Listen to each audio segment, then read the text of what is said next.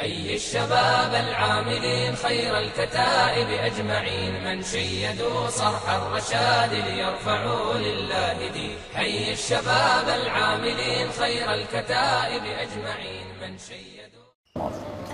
روزہ بناؤ دل کو صاف کرنے کے ساتھ، میرے نبی بھی ساتھ، اللہ بھی ساتھ. رات کی تراویح، قرآن پڑھو، قرآن پڑھو، قرآن پڑھو.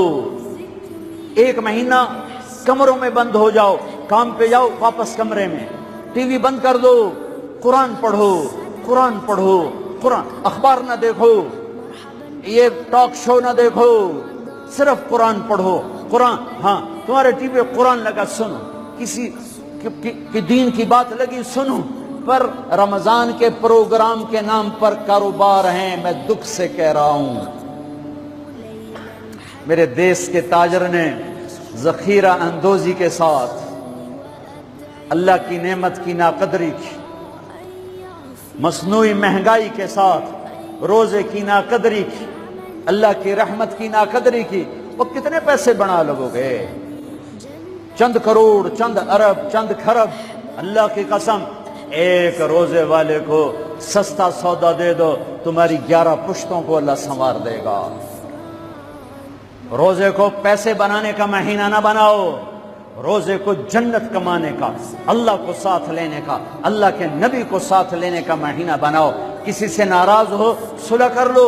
لوگ حج پہ جاتے ہیں، تو جناب معاف کر رہے جے میں حج تے جا رہے ہیں. کوئی وعدہ گھاٹا، جناب معاف کر رہے جے میں حج تے جا رہے ہیں. او میرے بھائی بہنوں، حج چھوٹا فرض ہے، روزہ بڑا فرض ہے.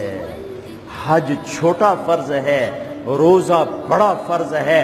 روزہ آ گیا، رمضان آ گیا، جس سے ناراض ہو، یہ دیکھو میں پھر ہاتھ جوڑتا ہوں، یہاں سے اٹھتے ہی فون کرو، گھر پہنچ جاؤ، یار معاف کر دے، رمضان شروع ہو گیا ہے، میرے روزے نہ خراب ہو جائیں، مجھے معاف کر دو.